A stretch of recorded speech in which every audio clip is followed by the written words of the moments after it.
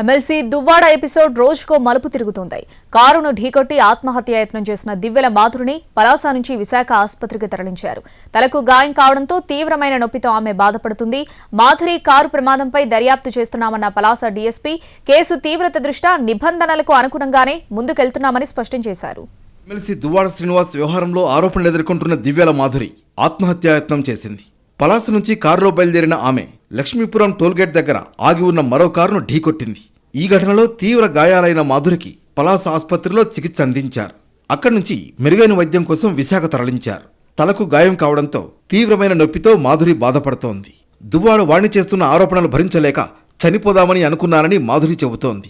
Suicide చేసుకునేందుకే Palasa బయలుదేరానని అంటోంది. తనపై ఆరోపణలు చేసినా భరిస్తాను గాని తన పిల్లల గురించి మాట్లాడితే భరించలేకపోతున్నానని చెబుతోంది మాధురి. చనిపోదాం అనుకున్నాను అంతే. నా పిల్లలు నా క్వశ్చన్ చూసి అడుగుతున్నారండి, అమ్మ ఎందుకు మా మీద డిఎన్ఏ టెస్ట్ చేయమని ఎందుకమ్మా అలాంటి కామెంట్స్ చేస్తున్నారు. నా పిల్లలు ఫోన్ చేశారు. అది నేను తట్టుకోలేక చచ్చిపోదాం అనుకున్నాను. మరి ఆవిడ చేసిన ఎలిగేషన్స్ కట్టడి చేసిన ఒక్కలేనా మీరు ఎవరైనా తప్పని ఆవిడ క్వశ్చన్ చేశారా? మనకి నేను బతుకుండి మాత్రం ఆ పిల్లలకి నేనేం సమాధానం చెప్పాలి? అంటే నేను ఇప్పుడు ఆవిడ అన్నదని ప్రూఫ్లు తేవాలా? ఎవిడెన్స్లతో ప్రూవ్ చేయాలా? చేసుకొని నేను నిరూపించుకోవాలా?